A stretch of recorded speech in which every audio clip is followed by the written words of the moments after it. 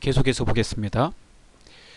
또 이렇게 해서 그 유형자산 그 처분까지 이제 봤는데요. 처분 시 또는 이제 폐기 시 그 회계 처리 반드시 숙지하시고, 그 다음에 감가상각 방법을 꼭 숙지하고 계셔야 돼요. 공식은 여러분 외우시는 겁니다. 이렇게 해서 정상적이면 이런 식으로 해서 유형자산 취득부터 처분 폐기까지가 가능하게 되는데요. 유형자산을 보유하고 있는 중에 정상적이지 않은 상황이 생길 수 있어요.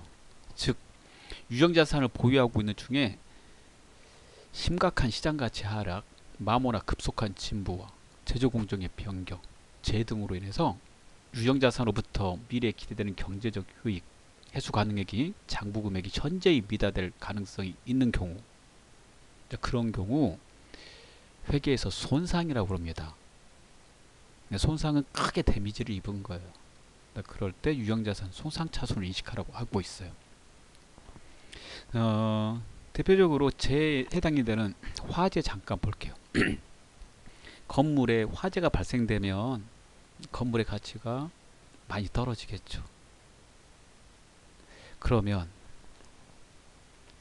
회사에서 장부에다 써놓은 금액하고 그 다음에 그 건물 즉시 팔았을 때 회수 가능액을 비교해 보면 그 금액의 차이가 현재에 비달될 수 있어요. 장부 금액은 1000만원 이렇게 써놨는데 화재로 인해서 크게 손상을 입어서 500만원밖에 가치가 안 간다. 그러면 500만원에 해당되는 만큼을 유형자산에서는 유형자산 손상차손으로 인식해야 된다는 거예요. 합리적이죠. 네. 그리고 그만큼을 자산에서 빼야 되는 거죠. 유형자산을 갖다가 차감할 때는 직접 빼지 않고요, 특정 계정값을 가지고 빼요. 이를 간접법이라고 그래요. 예를 들어서 감가상각할 때에도 감가상각 누계액으로 뺐잖아요. 직접 해당되는 계정을 가지고 빼지 않는 것을 우리가 간접법이라고 합니다. 이렇게 간접법 방식으로 감가상각을 했기 때문에 손상도 간접법 방식으로 해요. 그래서 500만원 손상으로 인해서 가치가 떨어졌다 그러면 유형자산 손상차손 누계액이라고 써서 이것도 자산의 감소, 해당되는 유형자산에서 차감해요. 유형자산 밑에다가 쓰는 거죠. 감가상각 누계액 그 밑에다가 유형자산 손상차손 누계액 쓰게 됩니다. 그리고 차변에는 유형자산 손상차손이라고 쓰고, 그 회수 가능액은요 어떻게 계산하냐면은 두 개 중에서 큰 금액으로 하라고 되어 있어요. 순공정가치하고 사용가치 중에서 큰 금액으로 계산을 한다. 이러한 손상차손에 대해서 객관적인 증거가 있는지는요 매년 매기 결산할 때마다 판단하라고 되어 있고요. 그 다음 매 보고기간 말보다 유형자산에 대해 과거에 인식한 손상차손이 더 이상 존재하지 않거나 감소된 것을 시사하는 징후가 있는지 여부를 검토해서 손상차손 환입의 인식 여부를 고려하라고 되어 있습니다. 그래서 더 이상 손상이 발생되지 않고 그러면 손상차손을 인식하지 않게 되겠죠. 그리고 심지어는 그 회수 가능액이 장부 금액을 초과할 수도 있어요. 그런 경우 화재는 그럴 일이 안 일어나겠지만 제조 공정의 변경으로 손상을 받는데 다시 변경으로 인해서 또 가치가 올라가는 경우가 있어요. 이런 경우에는 그 전에 가치가 떨어진 만큼을 유형자산 손상차손으로 비용 처리했으니까 이런 경우에는 가치가 올라간 만큼을 손상차손 환입으로 해서 수익 처리하라고 되어 있습니다. 그리고 그 환입의 그 최대 금액은요, 손상차손 인식한 그 금액 있잖아요. 그 금액을 한도로 해서 환입을 시키라고 되어 있습니다. 그래서 이런 사례가 발생되면 이제 좋은 건 아니에요. 손상차손이 만약에 발생된다면 이렇게 다음과 같이 회계 처리한다 이런 말입니다. 그 다음에 또 한 가지 유형자산 중에 그 토지하고 건물은 그 가치가 평가하는데 참 난감할 때가 많습니다. 즉 우리나라 사례에서 많이 보면 토지하고 건물의 그 가치가요 매년 올라가고 있어요.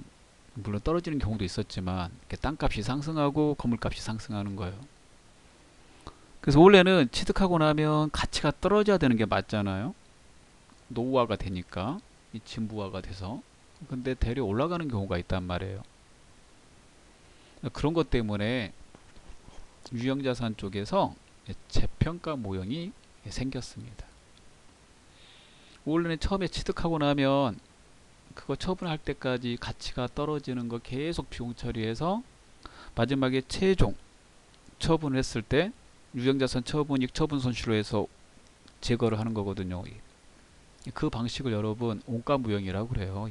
취득한 원가 상태에서 계속 감가상각을 인식하고 혹시 손상차손이 있다면 손상차손을 인식해서 그 장부에다 계속 써서 마지막 최종 처분 폐기까지 이렇게 회계 처리해 가는 게 일반적인 모형인데, 문제는 이게 가치가 떨어지지 않고 다시 대려 오른다는 거죠. 그리고 그 금액이 점점 커지면 실제 회계상에 있는 장부하고 괴리가 생깁니다. 자, 그것 때문에 재평가 모형을 만들었어요. 재평가 모형은요, 최초 인식한 후에 공정가치를 신뢰성 있게 측정할 수 있는 유형자산은 재평가일의 공정가치 이후에 감가상각 누계과 혹시 손상차손 누계액이 있다면 그걸 차감한 상태에서 재평가를 했을 때 그 금액을 장부 금액으로 한다는 거예요. 그 금액이 만약에 장부 금액보다 올랐다 그러면은 이익 처리를 해야 되겠죠. 그래서 재평가일의 공정가치가 장부 금액보다 크다면 그걸 이익 처리하는데, 그 이익을 재평가 이익이라고 그러고요. 얘를 갖다가 자본으로 분류하라고 되어 있습니다. 근데 오랫동안 사용하니까 단기 손익으로 들어갈 수는 없어요. 그리고 이렇게 재평가를 하기로 했다면 보고 기간 말에 주기적으로 수행하라고 되어 있어요. 참고로 원가 매형 재평가 모형은요, 경영자가 판단할 수 있는 사항입니다. 정책이에요. 하나를 갖다가 정책으로 선택할 수 있어. 그래서 우리는 재평가하기 싫다 그러면 종전에 있던 원가 모형을 계속 유지하면 됩니다. 근데 우리는 재평가 모형을 통해서 우리가 가지고 있는 유형자산의 가치를 좀 높게 평가하고 싶다. 주로 재평가 모형을 택하고자 하는 회사는 자산의 가치가 올라서 많이 그러거든요. 그런 경우에 재평가 모형을 택할 수 있는 거고요. 택했다면 계속 평가해야 돼요. 공정가치를 계속 평가해서 주기적으로. 회계는 항상 일정하게 해야 되거든요. 어느 해는 하고 어느 해는 안 하고 그런 게 아닙니다. 그래서 만약에 올랐다면, 공정가치가 올랐다면 재평가 이익으로 처리하는데, 그때 그 이익은 자본으로 처리하라는 거예요. 만약에 떨어지면 비용 처리하라고 되어 있습니다. 그래서 예제 보시면 토지를 100만원에 취득했는데 공정가치가 기말에 200이 됐어요. 당사가 재평가 모형을 택하기로 했다면 100만원 올랐잖아요. 100만원 올랐으니까 기존에 100만원에다 100만원 플러스 해주고 자산의 증가, 대변에 재평가 이익이라고 쓰게 되는데, 이걸 자본으로 분류해서 쓴다는 거예요. 자본의 종류 중에서 기타 포괄 손익으로 분류한다 라고 되어 있습니다. 그래서 이거 하나 체크해 주셔야 됩니다. 자, 그렇게 해서 재평가 모형이라는 것도 있다, 이렇게 좀 알아두시면 되겠습니다. 자, 여기까지 한 내용을 바탕으로 기출문제를 풀어보도록 하겠습니다. 1번, 다음 유형자산에 대한 지출 중 해당 유형자산의 취득원가에 가산되지 않는 것은? 1번, 생산성을 향상시키기 위한 지출. 생산성을 향상시키기 위한 지출은 자본적 지출이라고 하고 있습니다. 자산에 가산하는 거죠. 그래서 두 번째, 기존의 건물을 증설하기 위한 지출. 증축했다고 생각해 보세요. 이거 자산 처리하라고 돼 있잖아요. 자본적 지출. 우리가 자산 처리하는 걸 자본적 지출이라고 합니다. 유형자산에서 쓰는 용어로 여러분이 될 수 있으면 외우셔야 돼요. 자본적 지출. 자본적 지출은 취득원가에 가산하는 거. 그 다음에 기계장치의 단순 수선을 위한 지출. 기계가 고장나서 단순 수선했다 그러면 이건 능률 회복으로 보죠. 얘는 수익적 지출이라고 그래요. 비용 처리하는 겁니다. 네 번째, 내용 연수를 상당히 시키기 위한 지출. 더 오래 쓰게 됐다는 거죠. 이런 건 자산의 가치가 올라가는 거예요. 그래서 자본적 지출이라고 합니다. 따라서 1번, 2번, 4번은 1번, 2번, 4번은 자본적 지출에 해당이 되므로 해당되는 취득원가에다가 가산하는 거고요. 3번은 수익적 지출에 해당이 됩니다. 수익적 지출은 비용 처리하는 겁니다. 따라서 정답은 3번이 되겠습니다. 그 다음에 2번을 보도록 하겠습니다. 주식회사 초록은 저장창고를 신축하기 위하여 토지를 구입하였다. 주식회사 초록은 토지 구입 직후에 동토지 위에 있던 낡은 창고를 철거하였는데 이때 철거 비용이 100만원 발생하였다. 철거 비용 100만원을 회계 처리하는 방법으로 옳은 것은. 앞의 내용에 건물의 철거를 우리가 공부했어요. 건물 철거 중에 첫 번째 해당이 되는 거예요. 당사가 건물을 신축하기 위해서 오래된 건물이 있는 토지를 취득했을 때 철거비 뭐로 하라고 그랬어요? 토지로 한다라고 그랬어요. 오래된 건물이 있는 낡은 창고가 있는 이 토지 샀잖아요. 이거 회계 처리 토지로 해요. 토지를 산 목적은 뭐예요? 신축. 그럼 이 토지를 정상적으로 쓰려면 철거해야 되겠죠. 그 다음에 토지가 평탄하지 않으면 정지해야 되겠죠. 정지 작업비 이런 것들은 다 뭘로 해요? 토지로 합니다. 토지의 취득원가에다가 가산해줘요. 이 철거 비용이 들어가야지 토지를 정상적으로 쓸 수 있거든요. 따라서 정답은 2번이 됩니다. 만약에 이 건물이 당사의 건물이었다. 그럴 때 철거비는 어떻게 하기로 했어요? 당사 건물 철거하고 창고를 짓기로 했다 그러면은 당사 건물 철거한 것만큼 유형자산 처분 손실이 발생되고 철거비까지 줬으니까 철거비까지 손실이 발생된 거잖아요. 그럴 때는 유형자산 처분 손실로 비용 처리하는 거죠. 그래서 문제를 보시고 이게 당사의 건물을 철거하는 건지 건물 신축을 위해서 아니면 외부에서 오래된 건물이 있는 땅을 사서 철거하는 건지 그 두 가지로 구분해서 여러분이 학습을 해야 되겠습니다. 3번 보겠습니다. 다음은 주식회사 상공이 건물을 신축하기 위하여 주식회사 서울로부터 구입한 건물을 철거한 자료이다. 앞에 거하고 비슷하죠? 예. 토지의 취득원가를 계산한 것으로 옳은 것은. 앞에서 말했잖아요. 이거. 일단은 이거 토지로 처리하고 건물하고 토지를 돈 주고 샀다 그러면은 이거 토지로 처리. 건물은 안 쓸 거니까. 그럼 이제 8천만원 되는 거예요. 8천만원 되고 그 다음에 이걸 정상적으로 쓰려면은 이전비가 발생되겠죠? 정상적으로 쓰기 위해서 발생되는 거 비용 더하라고 그랬으니까 플러스 철거를 해야지 정상적으로 쓸 수 있으니까 철거비도 플러스. 철거하다 보면 고철 같은 게 생겨요. 부산물 수입이 생기면 이거는 돈을 받는 거니까 마이너스. 그 다음에 신건물 설거비는 이거 우리가 취득한 거 관계 없잖아요. 그러니까 얘는 아예 처음부터 계산하고 관계가 없는 거예요. 그러면은 8천만원에다가 50을 더하고 그러니까 철거비 100만원 더하고 그 다음에 부수 수입 50을 빼게 되면 8,100만원 4번이 되겠습니다. 그래서 3번의 정답은 4번입니다. 4번 보겠습니다. 내용연수가 5년인 설비자산을 기초에 취득하였다. 기초는 1월 1일을 말합니다. 회계기간 1월 1일부터 12월 31일까지라고 할 때 3차 연도에 정액법에 의한 감가상각금액과 연수합계법에 의한 감가상각금액을 비교한 것으로 옳은 것은. 숫자는 전혀 안 나왔어요. 얼마에 샀다 이런 말 안 나와요. 그러면 두 개의 공식을 써봐야 돼요. 공식을 써놓고 풀 수밖에 없습니다.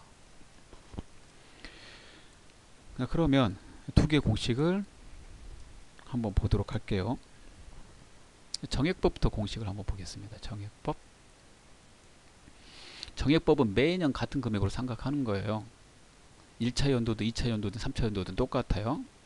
그래서 취득원가 빼기 잔존가치. 공식 모니였으면 앞에 보셔야 돼요. 나누기 내용연수. 1차, 2차, 3차 똑같아요. 이렇게. 연수합계법 볼게요. 연수합계법도 앞에는 똑같아요. 취득원가 빼기 잔존가치. 그 다음에 하나 더 있어요. 분자에 연수의 역순. 연수의 역순. 그다음 마지막에 나누기 내용연수 합계. 그래서 연수합계법이에요. 분모로 들어간 내용연수 합계를 구해볼게요. 먼저 5년이라고 그랬으니까 1 더하기 2 더하기 3 더하기 4 더하기 5를 하게 돼요. 그 연수의 역수는 1년 차는 5, 2년 차는 4 이렇게 역수로 내려가요. 3년 차는 3 이렇게 가는 겁니다. 그럼 지금 3년 차를 구하라고 그랬으니까 이 공식에 이 자리에 3을 쓰게 되는 거죠. 이 두 개는 똑같고요. 지금 정액법하고 그러니까 신경 쓰지 마세요. 그 다음에 이쪽에 분자가 지금 3이 있고 정액법은 이제 없어요. 분자에 분모의 내용연수 이게 얼마 나와요? 5가 되겠죠. 여기 내용연수 볼게요. 1부터 5까지 더해봅니다. 그럼 이게 15가 돼요. 그 이쪽은 5분의 1 이렇게 된다면 얘는 15분의 3 이렇게 되잖아요. 15분의 3은 3일은 3, 3, 5, 15, 5분의 1이라고 같잖아요. 따라서 3년차 감가상각비는 같게 된다 라고 말할 수 있어요. 같다. 정답 3번이 되겠습니다. 그 다음에 5번 문제를 보겠습니다. 다음은 주식회사 상공의 기계장치와 건물의 주식회사 서울의 건물과의 교환 내역이다. 이 거래와 관련하여 주식회사 상공의 유형자산 처분 손실 금액으로 오른 것은 단 주식회사 상공은 공정가치의 차액 10만원을 현금으로 지급하였다. 내용을 확인해 보겠습니다. 서로 다른 자산을 서로 교환했어요. 일반적으로 서로 다른 자산을 교환했을 때는 이종자산 간의 교환이라고 해서 그럴 때 당사가 취득한 자산은 당사가 제공한 자산의 공정가치로 한다라고 되어 있습니다. 그러면 우리가 상공이죠. 우리는 기계를 주고 그 다음에 서울로부터 뭘 받았어요? 건물을 받았어요. 그래서 건물 공정가치 쓴다라고 그랬으니까 뭐의 공정가치 써요? 우리가 제공한 기계장치의 공정가치를 취득한 자산의 취득원가로 쓰라고 그랬으니까 우리 기계의 공정가치가 100만원입니다. 100만원이라고 써요. 그 다음에 우리는 기계를 줬으니까 회계 처리하면 기계장치를 이제 빼버리게 돼요. 당사의 기계장치는 200, 그 감가상각 누계액은 80 이렇게 쓰게 되죠. 그 다음에 끝에 잘 보세요. 10만원 현금으로 더 줬대요. 현금으로 10만원 준 거는 그 둘의 차익이 생겨서 그래요. 그래서 우리가 취득한 건물의 가치가 좀 더 높은 거예요. 이럴 때 10만원 준 현금은 취득하는 자산에다 더해요. 그래서 시가 써놓고 공정가치 써놓고 에다가 10만원을 플러스 하게 돼요. 추가로 준 돈이 없으면 100만원 쓰는 거죠. 그래서 110이 됩니다. 그러면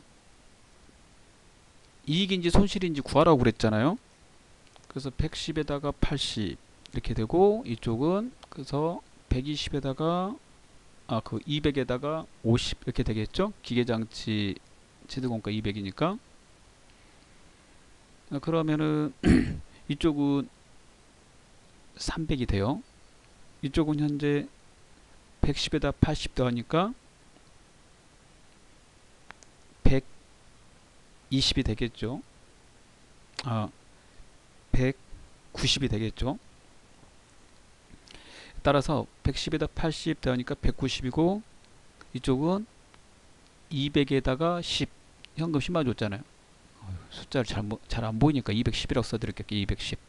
이쪽도 210이 돼야 돼요. 여기 100만원에다가 10만원 더하니까 110에다가 80을 더해요. 그럼 190이니까 20을 더 써줘야 돼요. 그럼 얘는 유형자산 처분 손실. 차변자리니까 비용의 발생이잖아요. 그래서 손실이 여러분 20만원 난 겁니다. 정답은 20만원이 되겠습니다. 자, 이 내용, 교재에 있는 이 내용, 이 부분 끝에 여기 끝에 이렇게 끝에다 한 줄 더 써주세요. 예. 다 잘 돼 있는데 끝에다가 이거 써주세요. 다만 자산의 교환에 현금 수수액이 있을 경우 지급할 경우에는 취득원가에 가산하고 받을 경우에는 취득원가에서 차감한다. 이렇게 이 부분을 하나 더 써줘야 돼요. 예. 그래서 10만원 더 줬다고 그랬으니까 10만원을 취득원가에 가산하는 거죠. 그래서 아래 내용을 이렇게 책에 있는 거 이런 식으로 해줘야 됩니다. 예. 그래서 이거 구하고자 하는 거는 20만원 손해 발생했다. 정답은 2번이 되겠습니다. 자, 수고하셨습니다. 여기까지 하도록 하겠습니다. 감사합니다.